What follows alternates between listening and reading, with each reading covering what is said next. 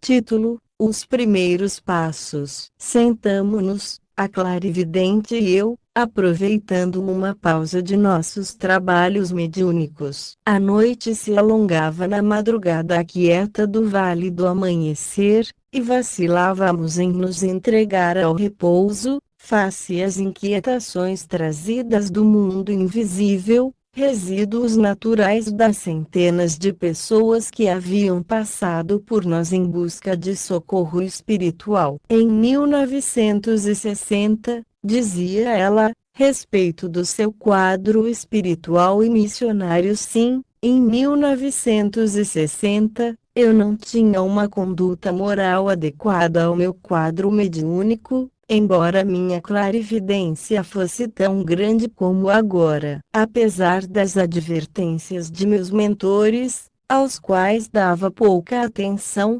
pensava que caridade era revelar tudo o que eu visse do passado ou do futuro das pessoas que me procuravam. Não tinha qualquer preocupação ou escrúpulo com o que essas revelações pudessem trazer elas, ainda que fosse a loucura. Já havia feito meu juramento espiritual, no qual penhorara meus olhos ao Cristo em prol da verdade, e julgava que isso bastasse. Interrompi a narrativa. Mas, isso era assim tão mal? Com essa atitude, as pessoas saíam de perto de mim pior do que quando chegavam. Fui, então, colocada ao lado de um vidente, não clarividente, tão irresponsável quanto eu na ocasião. Percebo, disse eu, não tinha remorsos por impressionar assim as pessoas. Não, respondeu, exatamente ao contrário. Devido ao juramento, julgava que era obrigada a dizer tudo, desde que dissesse a verdade. E continuou. Certa vez fui a um psiquiatra, pois me julgava desequilibrada, e quase matei o pobre homem. Como, enquanto ele me ouvia,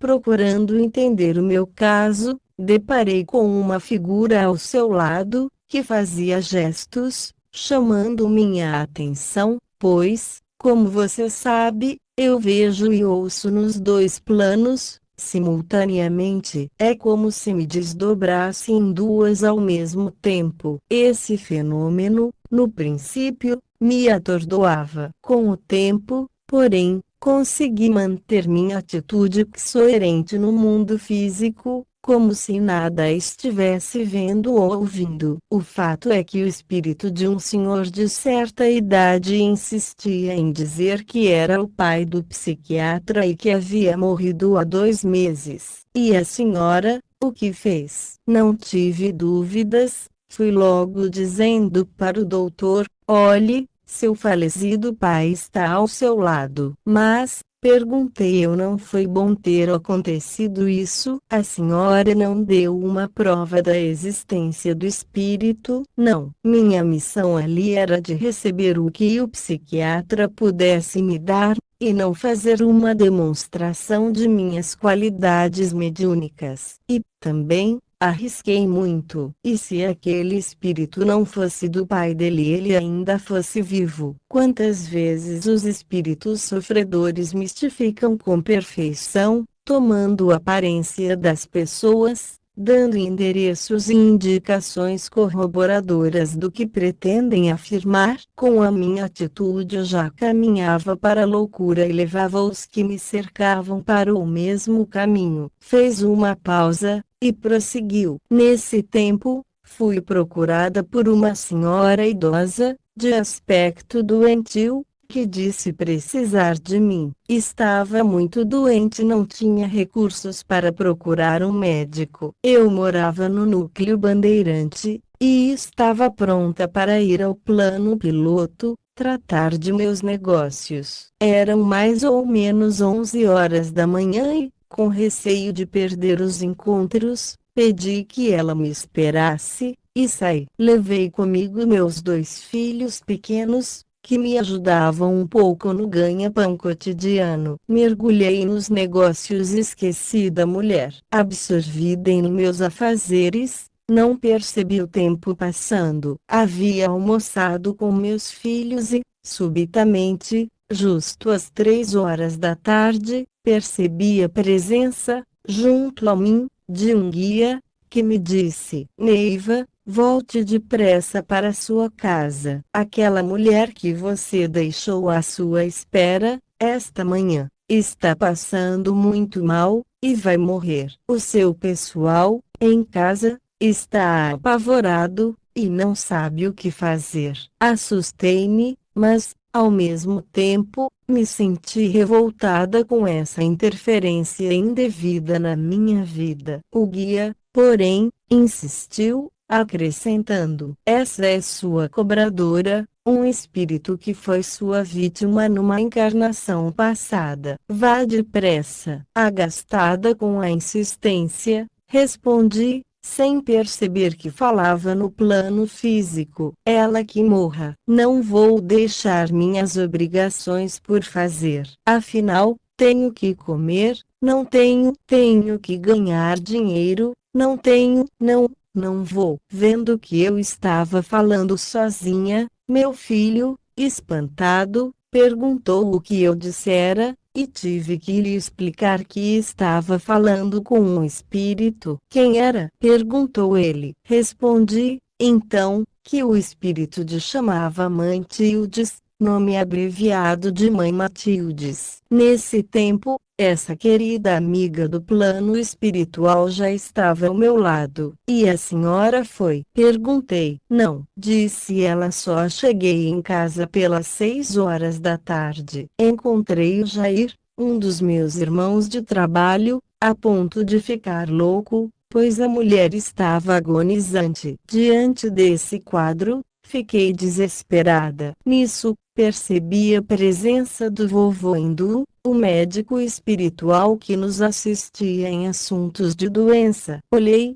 então, na minha clarividência, e compreendi que se tratava de um reajuste espiritual. Só assim me apercebi da minha responsabilidade. Aquela mulher, deitada na cama rústica, semi-morta, iria agora desafiar o meu poder mediúnico. Naquele instante, fiquei na dependência da fé, nos fenômenos que até então me pareciam simples visões enganadoras. Mãe Tildes, sem perda de tempo, começou a desenrolar o quadro de meu reajuste com a mulher. Enquanto isso, por sugestão dela, segurei as mãos da moribunda. Na minha aflição, concentrei-me no plano espiritual, sem perder o sentido no plano físico. Percebi que vários espíritos se movimentavam em torno da paciente. Eu vi vovô hindu explicando que se tratava de um problema cardíaco. No plano físico eu ouvi uma voz bem junto de mim dizer: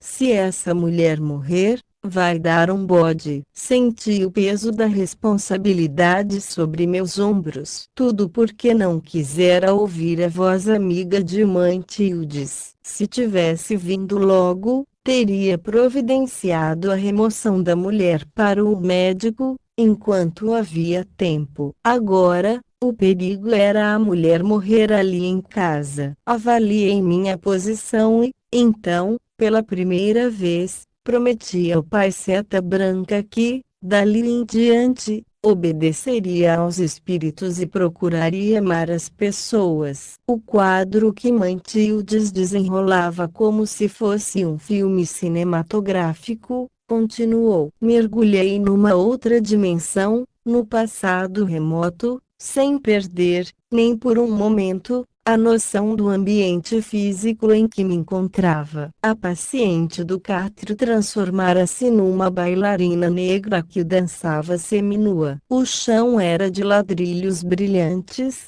e altas colunas egípcias levantavam-se para o teto. Sua dança sinuosa, ao som da música sensual, era toda voltada para um homem que estava recostado em um sofá baixo. Seu aspecto era de nobreza e enfado. A música foi morrendo e os últimos passos da bailarina terminaram junto ao nobre espectador, a quem enlaçou num abraço coliante. Ainda sem perder a noção do ambiente físico em que me encontrava, vi-me participando da mesma cena, e senti uma onda de ódio e ciúme subindo-me ao peito. Pelas vestes que eu envergava, percebia-me como uma nobre egípcia, e, num assomo de cólera, saquei um punhal de sob as vestes, e investi contra ela, cravando em suas costas. Com um grito estertorante, ela caiu de bruços, e morreu, entre golfadas de sangue que lhe saíam pela boca. Impassível diante da cena sangrenta,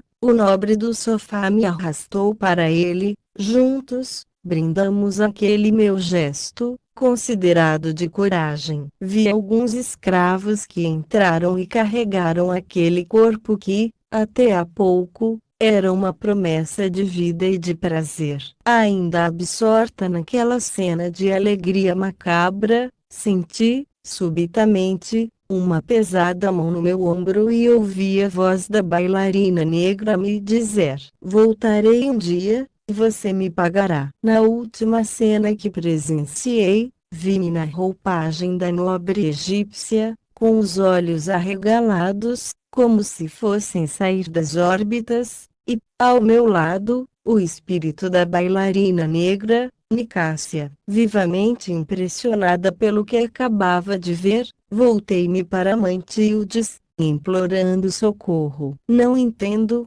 minha mãe, porque, de tantos crimes que já cometi em outras encarnações, conforme você já me disse, esse me horrorizou tanto." Em vez de Mantildes, quem me respondeu foi o mentor espiritual, Pajé. "Seus crimes", disse ele, "sempre tiveram um cunho impessoal, em enredos políticos e na tentativa de evoluir os outros. Este, porém, foi todo pessoal, e é por isso que Nicásia está, agora, nas suas mãos. Se salvá-la, você dará testemunho da sua missão, e aproveitará a única oportunidade de conseguir o perdão do crime cometido num momento de paixão." Prometi, então, que dedicaria toda a minha vida ao bem da verdade e da cura, e, mais uma vez, obriguei meus olhos ao Cristo. Num instante me transportei para a casa transitória, e vi a equipe de médicos espirituais que cuidavam de Nicásia, perdendo, por momento, a consciência no plano físico. Vi que conversavam entre si, e pelo que diziam, fiquei sabendo que Nicásia teria que permanecer na Terra ainda por 2 anos. Voltei junto com os médicos, e retomei a consciência no modesto aposento. Estava ainda segurando as mãos da mulher, que voltava lentamente a si. Percebi que chorava, e perguntava pela filha, de nome Lídia. Subitamente, vomitou um miasma repelente, salpicando-me a roupa. O ambiente se desanuviou e, aliviados, todos agradeceram a Deus e a seta branca, pelo restabelecimento da doente. Exausta e abatida, abandonei a cena e refugiei-me na cabina do meu caminhão, onde chorei copiosamente, de dor física e moral. Nicásia morreu do coração, 2 anos depois. A clarividente se calou. Lá fora, um galo cantou o prenúncio da madrugada fria. Despedi-me da missionária e encaminhei-me ao meu quarto. Estranho sentimento compungia-me o coração. Suas palavras e as cenas descritas estavam vivas nos meus sentimentos. Pensamentos cheios de conclusões cruzavam minha cabeça. Agora, percebia muita coisa que, antes, me passava despercebida. Atinava, então, porque a gente não entende uma clarividente quando é autêntica. Não basta ver o passado e o futuro. É preciso toda a responsabilidade, envolvimento e, principalmente, muito amor e dedicação. Neste resto de noite dormi cheio de presságios. Amanhã seria outro dia a ser dedicado aos meus irmãos. Em breve o próximo capítulo. Realização Canal Solar Ordinário por Robert Fernandes.